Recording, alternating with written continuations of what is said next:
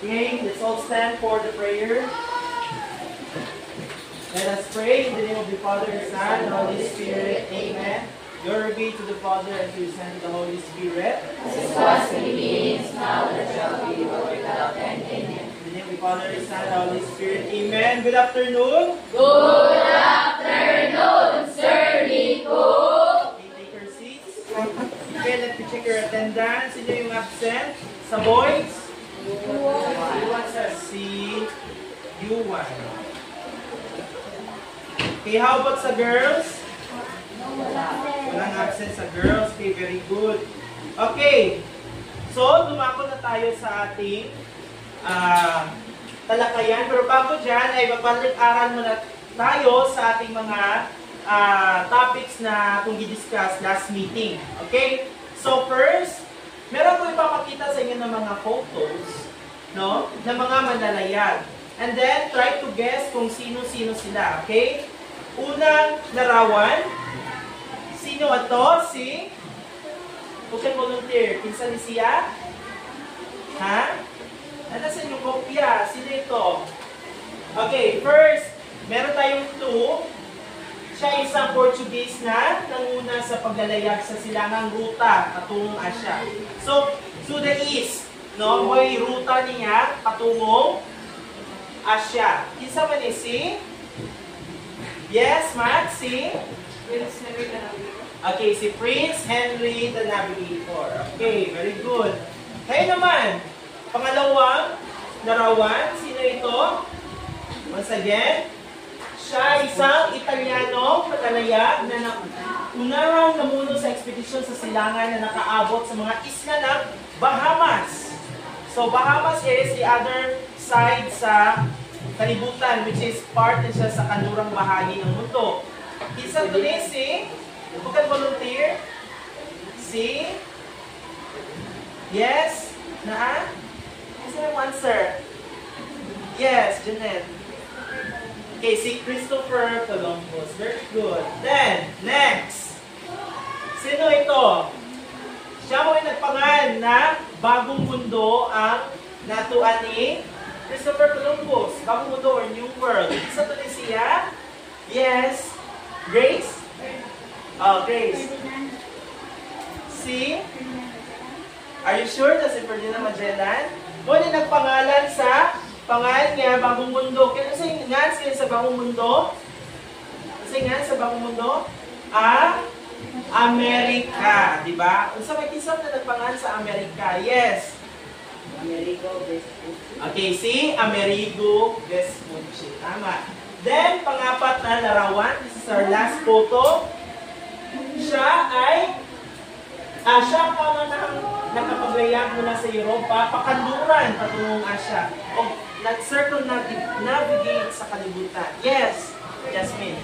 Si Ferdinand Magellan. Very good. Takpako lang ito. Okay, pag-prosesong tanong. Okay, una, ano ba ang pagkakatulad ng mga taong nasa larawan? Basta may ilang, okay, similarities, yes? Okay, pareho silang mga manlalakbay o explorer. Tama ba? Yes! Tama. At pangalawa naman, ano ang kanilang naging ambag sa pag-unlad ng Age of Exploration? So may contribution nila during the Age of Exploration o panahon ng pag-alugad. Sa may lang mga na-contribute, kung may volunteer, sa answer. Amo na ito i-discuss pag last meeting. Ha? Sa may ilang na-contribute, sa may ilang na-discover di ay na mayroong ano? Yes. Yes, Okay, nakadiscover ng mga bagong lugar o bagong ruta kung asa na damuagi, no? Asa ta makakita na po bagong ruta para makaadto ta sa laing lugar o mga bago na po mga lugar. Tama. Yes. Ngayon naman ay dumako na tayo sa panibagong topic natin. So, merong dalawang importanteng mga manlalakbay pa rin. No? Kani nga mga manlalakbay, wata di ta katuo nga dili day sila taga Europe. Kaya di ba kasagaran nila katong upat ka buok nga mga pictures na pakita na po ninyo ganina, puro taga Europe. Karon na po is, lain na po, dili na po sila taga Europe. Kung makikita natin yung feature niya, kung sa kani siya, kurma. Isang Muslim. Habang ito naman, isang Chinese. Okay, kasi pinaka-familiar nila, no? Okay, kanin first yung photo mo, ligingan si Ibn Battuta. At pangalawa naman, siya ay si Okay, Zhang He. No, like Zheng He. Okay, si Zhang He. Okay, so tanaw na to no, mga Muslim at Chinese, so diligid sila taga Europe. Kaya sa araw na ito ay tatalakayin natin ang mga Asyano sa panahon ng panghalugan at kolonyalismo. To be specific, sila paglalakbay nila Ibn Battuta at Zhang He. Okay, narito ang mga layunin para sa ating talakayan ngayong araw na ito. Basahin natin ang unang layunin.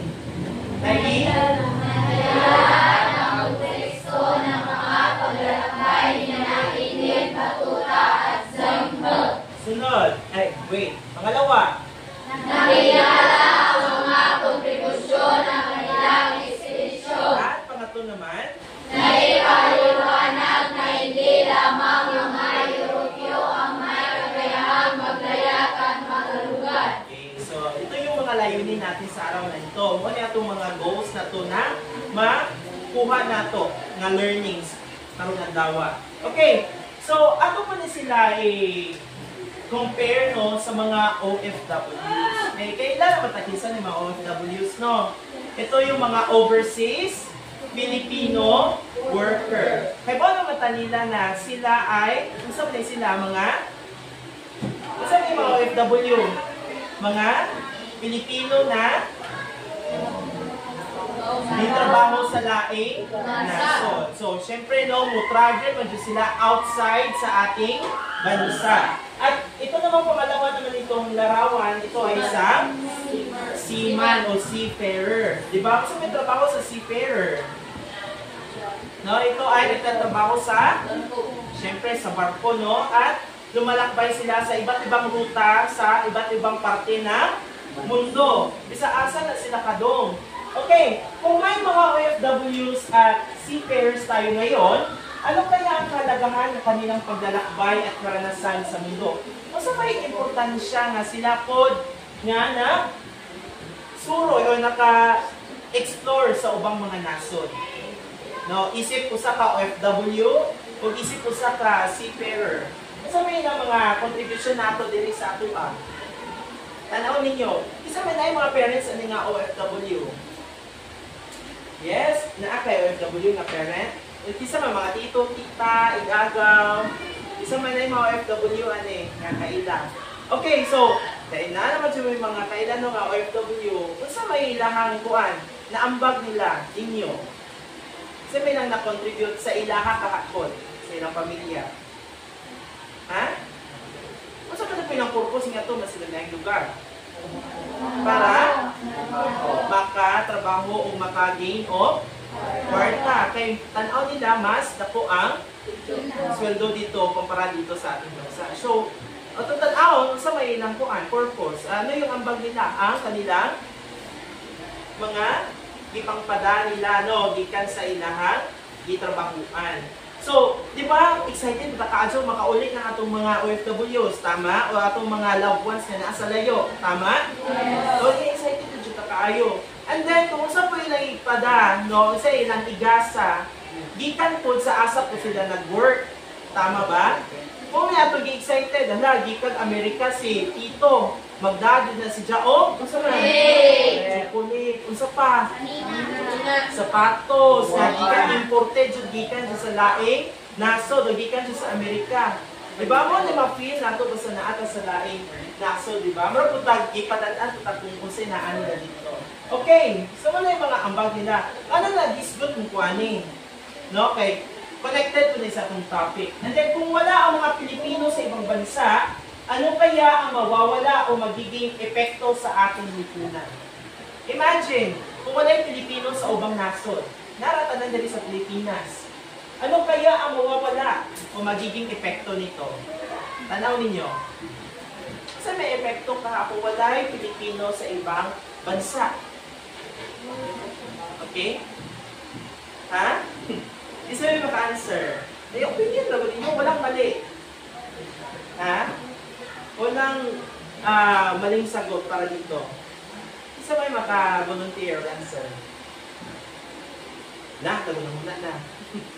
Okay, tanaw ninyo, ako, ganyan ako, magpasultihon ninyo, no? Kung walay Pilipino, dili po ta kay Bawo, kasi naa sa ubang nasod. Isa may lindot ito sa ubang nasod. Mga kaalaman, knowledge na tumakuha gikan sa gawas. What else? Usa pa? Nakay, answer, say red? Usa man? Sige.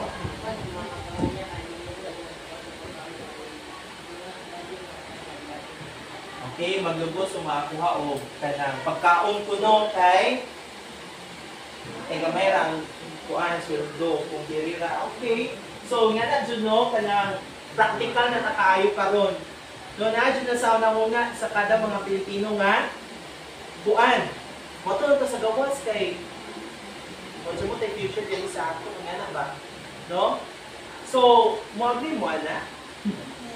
No, listen pa dyan. Pag kagaw mo nga ang mga OFW, kuhaan na rin na, kanang choice ba nila nga napupos ba sila? Nga mo ato sa gawas. Dili dyan, no? Kanang, ang ila dyan, isakripisyo na nilang ibuhat. Kaya mas nila in choice. No? Kay, kung pwede pa lang, huwag na ko pag-sweldo din sa Pilipinas, dili lang sila. Tama? Okay.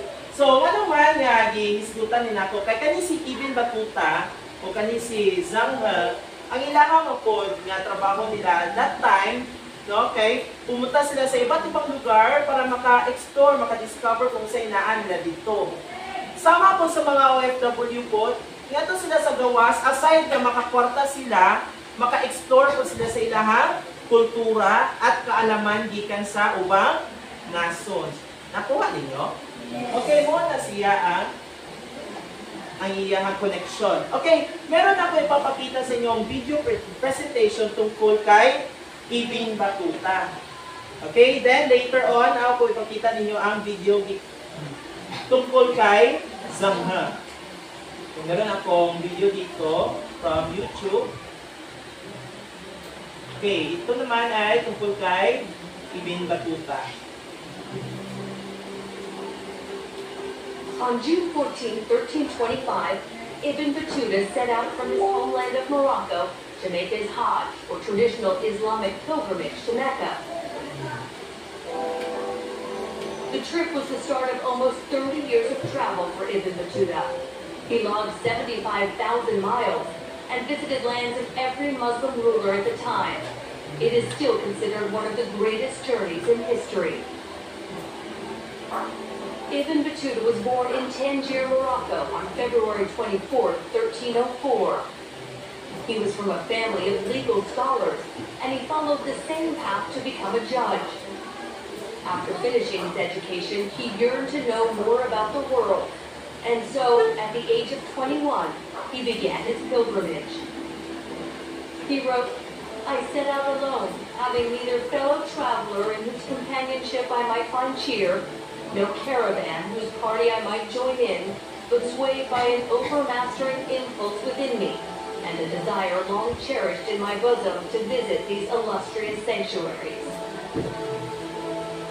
Battuta traveled along the coast of North Africa, passing through the cities of Algiers, Tunisia, and Tripoli, as he made his way to Cairo and Alexandria in Egypt. He then continued onward and traveled through the holy cities of Hebron and Jerusalem on his way to Damascus, Syria. After a year and a half of traveling, he arrived in Mecca in October of 1326, a place he would return to several times during his travels. Ibn Battuta traveled through Iraq and Persia, and also explored East Africa by crossing the Red Sea. Upon hearing of work in the Sultan of Delhi's court, he set out for India, and eventually made his way there through Turkey and the mountains of Afghanistan in 1334. Delhi was under Muslim control, and the Sultan welcomed Muslim scholars from from abroad, such as Ibn Battuta, to serve as judges on his court. Battuta ultimately stayed in Delhi 8 years, until he was appointed the Sultan's envoy to China in 1342. He traveled south to Calicut and the Maldives Islands before continuing on to China by way of Bangladesh. While Ibn Battuta was impressed by China, he did not care for it, writing, "China was beautiful, but it did not please me. I stayed indoors most of the time and only went out when necessary." It took Ibn Battuta 3 years to travel home from China to Morocco, but he finally arrived in 1349. He had been gone 24 years and was now 45 years old. He didn't stay long, departing shortly after for southern Spain by crossing the Strait of Gibraltar, followed by a journey across the Sahara Desert to Mali in West Africa. After he returned to Morocco in 1354, a local sultan in Fez commissioned a young scholar to record Ibn Battuta's travel experiences. The resulting manuscript was called the Rela, or the Journey. Ibn Battuta died in 1368 or 1369, but it wasn't until the 19th century that the Rela was found and translated. In it he stated, "I have indeed, praise be to God, attained my desire in this world, which was to travel through the earth, and I have attained this honor, which no ordinary person has attained." Right, so ito. Manigit na sa atong video. Okay, ano ba masasabi niyo sa naging journey ni Ibn Battuta sa kanyang paglalakbay? No, taga-Disaga ni si Ibn Battuta. He is from Morocco. Morocco sa kontinente. Asan na ang kontinente ang Morocco? Nasa kontinente Africa. Okay, so sa Africa, it is the western part of Africa. Yung journey, no, kaibigan sa west patungo sa eastern part. Okay, sino ba si Ibn Battuta? Basahin natin lahat. Si Ibn Battuta ay isang Muslim na manlalakbay at scholar mula sa Morocco. Okay, then, ilang taon siya lumukbay? Sa tanang journey, no, inabot of 30 years. Imagine, 30 years, sige, si Jao Suroy. No, ni Suroy si Jao, nag-discover siya sa ubang mga nasod. Then, kung saan itong pinakalayo na yung naabtan? No, inabot siya sa Beijing, China. Nakauli si Jao for how many years? Ikan sa Beijing, Morocco. 3 taon. Imagine, 3 years pag-usap mo makauli. No? Okay, narito ang kanyang ruta. So, daghan tayo, no? Pila po ka years. Muna yung mga colors, no? Usang nga mga years yan na nakaadto, ano na pita. No? Ano ba masasabi niyo sa naging karanasan niya? Ha? Lisod do po? O, ito sa pa yung mga bate. Lisod, ito pa. Hapos, no? Kasi si Jara man isa, tama? No? Siya man isa. Explorer siya, pero alone man siya na suroy. Hindi ano sa umang lugar. Okay, ano ba napuntahan niya? Nakapunta siya sa North Africa, Middle East. Asan yung Middle East? Ito. Diba? Then, India, China, at Sub-Saharan Africa mo nakita. No? Imagine mo na dyan na atuan. Then, meron siyang isinulat na libro na kung tawagin ay Rela. No? Or sa English, The Journey.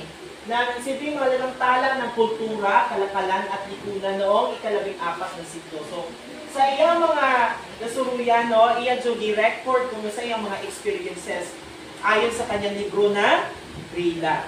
Okay, kasi purma sa iyang Rela na libro mo ni siya. No, mo ni ang Rela. Then, ang paglalakbay niya sa iba't ibang bahagi ng mundo. Okay, ngayon naman ay dumako na tayo kay Zheng He. Kung sa mga ito, tagala ito, diferensya, kung sa mga po ang experience ni Ibn Battuta o ang experience ni Zheng He ayon sa video. Okay. Buwan ni siya kay 2 minutes rin. Zheng He, the great admiral and one of the most powerful figures of Ming China, was born in 1371 in the Kanyang region of Yunnan. At the age of 10, he was captured by Ming soldiers, castrated and taken as a eunuch to the imperial court in Beijing. Despite this challenging start to life, he received a comprehensive education at the imperial court. Later, as a junior officer, he stood out, showcasing exceptional abilities in war and diplomacy and making influential friends at court. In 1405, Emperor Yongle entrusted him with an important mission to lead an unprecedented series of 7 long-distance naval expeditions to the Western Oceans.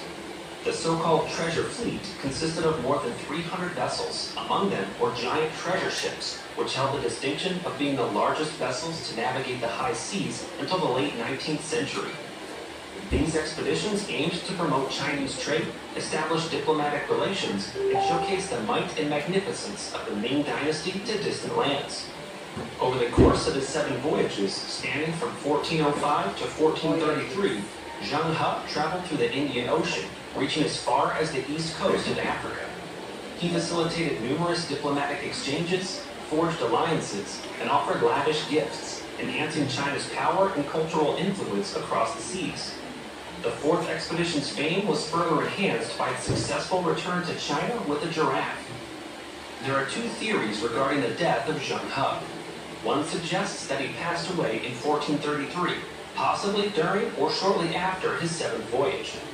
The other theory proposes that he continued to serve as a defender of Nanjing and died in 1435.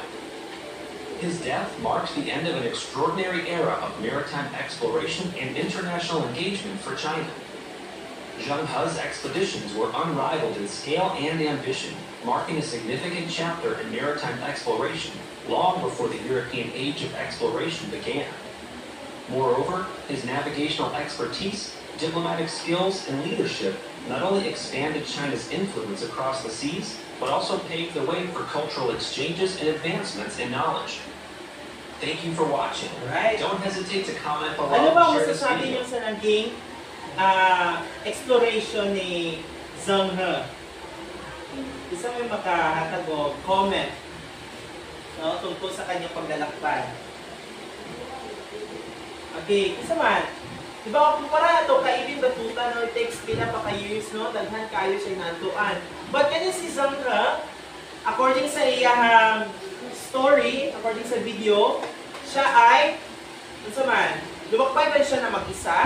Hindi, no? Kasi, palagi niya sinasakyan ang kanilang barko, no? Which is, itawag niya siya o treasure ships. Okay, si Zheng He ay isang Chinese Muslim admiral. So, ano ibig sabihin ng admiral? Leader siya sa ilang biyahe nila. Daghan na sa mga barkuha.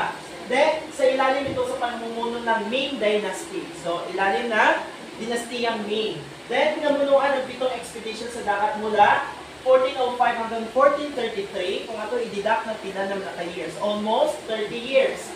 Gamit ang napakalaking barkong tinatawag na treasure ships. So, naging biyahe niya na aragid siya sa Dawood. Aragid siya sa dagat. O i-compare ito kay Ibn Batuta, isa asa siya nakaadto. Diba? Tanaw na to ang iyang ruta from China. No, naragid siya sa dagat. No, nakita ninyo? No, naragid siya sa dagat. And then, isa itong grupo ng mga barko o fleet. Tanawa ang mga barko. No? And then, sa iyang voyage o sa kanyang expedition, nakaato siya sa Africa. Pag-abot niya sa Africa, na-amaze siya sa mga animals ito. Example, ano yung kanyang animal which is ang giraffe. Muna yung isa sa mga kanang tatak ni Zheng He. Ganda siya sa giraffe dito sa Africa o gida dito sa China. Kaya wala may nga na klase ng animal dito. Yung kanang ba yung giraffe kay Hapo? No? Gisakay na nila na o barko. O, isa may komento sa mga taga-China. Sila ay nagulat, no? And then, bagamat itinitingala ngayon noon ay itinuturing ng ibang opisyal sa Ming Court na magastos at walang saysay ang kanyang paglalakbay. Ano makasunod yung wala nga walay kuan? Ulos ang ihak ng paglalakbay. Ha? Tungod kay gastora kuno.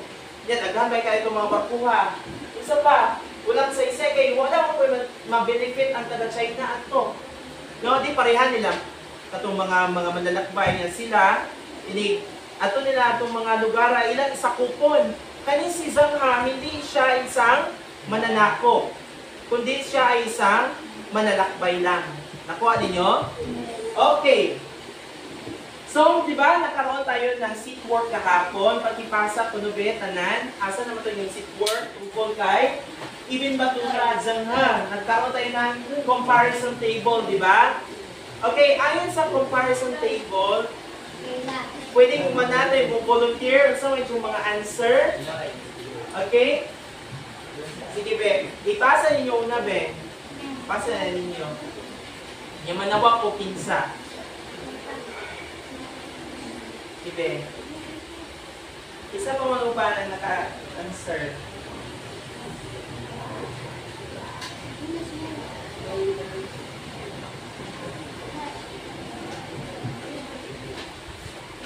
Okay. Naing walay pangan. Isa man eh. Ha? Isa may walay pangan. Ha? Nilapit. Tama ko no? Ha?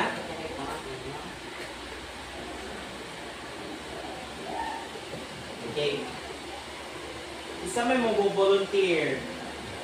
Okay, first is tungkol sa pagkakatulad at pagkakaiba nila Ibn Battuta at Zangha. Isa man ba, volunteer, mangita ko ni si Matt Earl.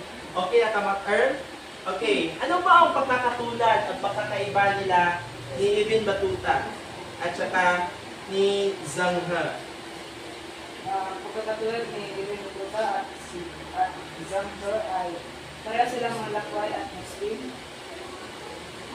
Pagkakaiba nila ay si Ibn Battuta, isang Muslim na manlalakbay at iskolar mula sa Morocco. Naglakbay sa loob ng halos 30 taon sa 30 bansa sa Asia at Africa.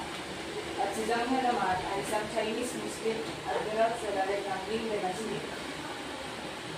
Ito expedition sa dagat mula 1945 hanggang 1953 gamit ang barko na treasure ships. Okay. So, nakita natin no, ang pagkakaiba at pagkakatulad. So, pareho silang mga Muslim, tama? Yes. No? Okay, Muslim ang kundi si Zangha, Muslim kundi si Battuta. Okay, then ang pagkakaiba, no, na-explain na ni Matt, no? Sobrang detalyado. Okay, pangalawa naman. Okay, kisa mo answer ni Be, sa lugar naman. Dito naman tayo sa lugar na narating at malagang pangyayari. Who will volunteer? Ikaw, Grace, at kay Grace. Isa may mo ni Grace. Grace. Yara.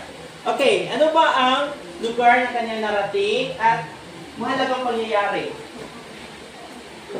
Ang lugar ng Latin na Ibn Battuta ay ang North Africa, Middle East, India, China at Sub-Saharan Africa.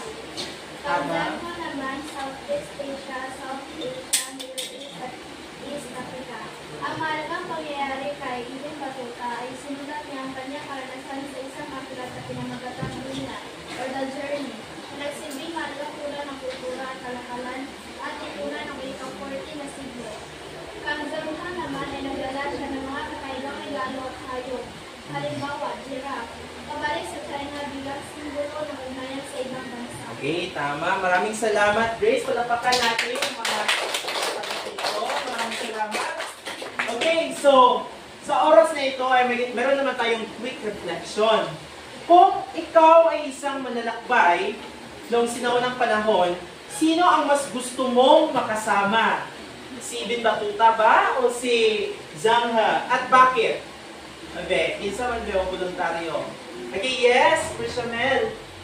O, alin ba dito sa dalawa ang gusto mong makasama? Piliin ko si Ibn Battuta dahil malawak ang kanyang kaalaman sa kultura, wika, at relihiyon. Marami akong matutunan sa kanya tuwing naglalakbay kami. Gusto ko rin makapunta sa kanyang mga lugar na kanyang sinumbahan kagaya ng North Africa, India, China, Sub-Saharan Africa. At gusto ko rin ikala ang aking mga karanasan Oh, wow. Maraming salamat sa kanila sa inyong sagot. No? Sobrang, parang naka-crush si Janon eh. Bola sa Jaganan siya makakuyog. Okay, how about, who else, Ben? Aside the, okay, Janelle. Si isa man mo sa duha, si Ibin Masuta po.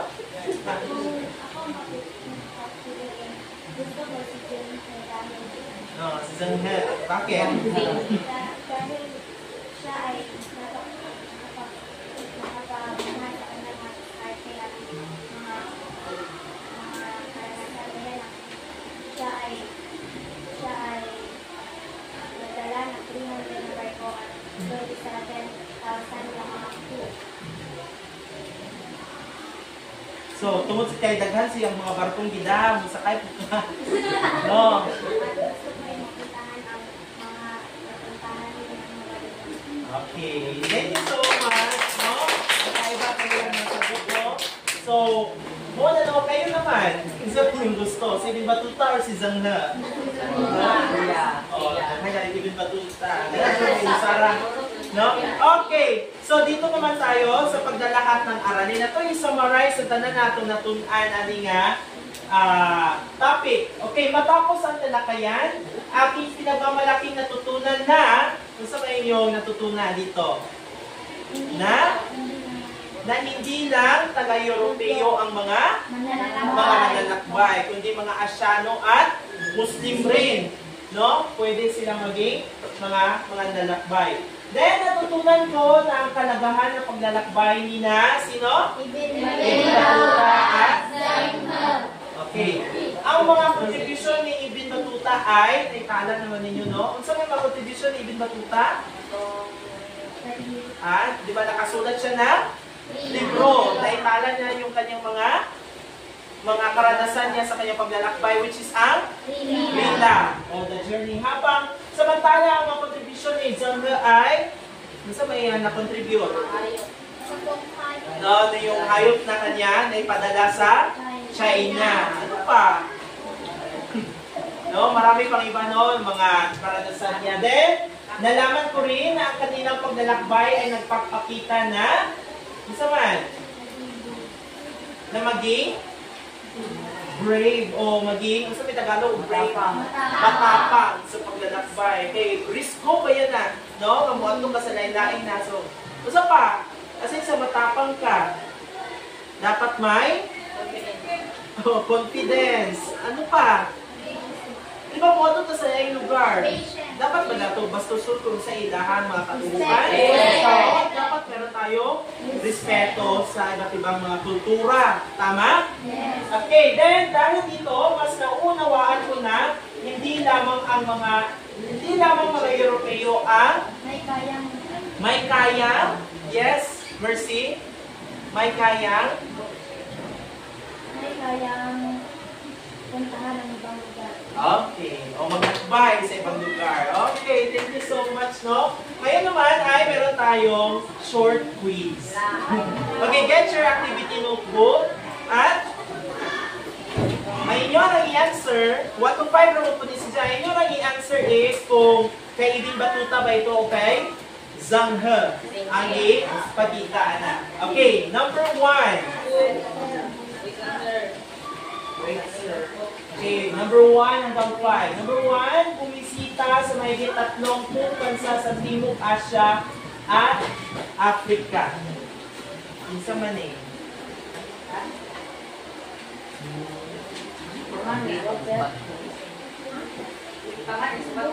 O pangan, Ibin Batuta or Zanghe? Tukuyin kung ito ay paglaliyag ni Ibin Batuta o Zanghe? Pwede na dili. Then number 2, naglayag sa Africa, Timog Asya, at China sa loob ng 30 taon.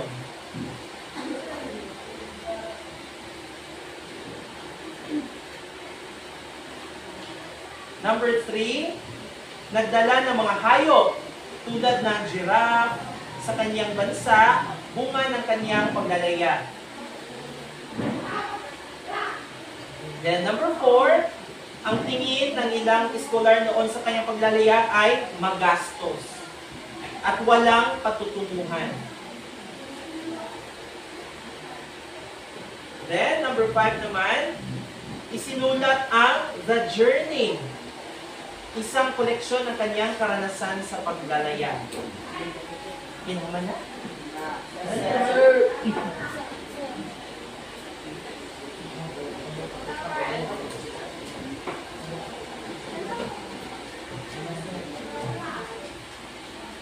Okay. Sige, exchange your notebooks. Okay, sige. Okay na? Exchange your notebooks, write corrected by. Okay, number 1. Bumisita sa mahigit 30 bansa sa Timog Asya at Africa. Ito ay si Ibn Battuta. Pangalawa, naglayag sa Africa, Timog Asya, China, at sa loob na 30 taon. Si Ibn Battuta ba? Gihapon? Okay, pwede yun naman no, si Ibn Battuta, pwede ganito si Zhang He. Okay, so pwede either sa dalawa, pwede si Ibn Battuta o si Zhang He. Kaya maorong po din ang mga kuan, mga regions na tuan. Pangatlo, nagdala ng mga hayop tulad ng giraffe sa kanyang bansa. Bunga ng kanyang paglalaya, si Zhang He. Pang-apat, ang tingin ng ilang eskolar noon sa kanyang paglalaya ay magastos at walang patutunguhan. Okay, si Zhang He pa rin. Then lastly, sinulat niya ang The Journey sa koleksyon ng kanyang karanasan sa paglalaya. Si Ibn Battuta. Alright, got the number of check, 5/5. Okay, so i-check na ako no later on kung ay bukas. No, i-record ang nadaan sa inyong notebook. Okay, so wala na ba kayong mga katanungan? Okay, advanced assignment is to read, no? Sa ating susunod na talakayan, which is ang Mughal Empire sa India. So, yun lamang at let's all stand for the closing prayer. In the name of the Father, the Son, and the Holy Spirit, Amen. Praise be the name of Lord Jesus Christ. Now and forever. Amen. In the Father, the Son, and the Holy Spirit, Amen. Goodbye, class. Goodbye and thank you, Sir Nico. Okay, wait na. Hi, welcome to my vlog.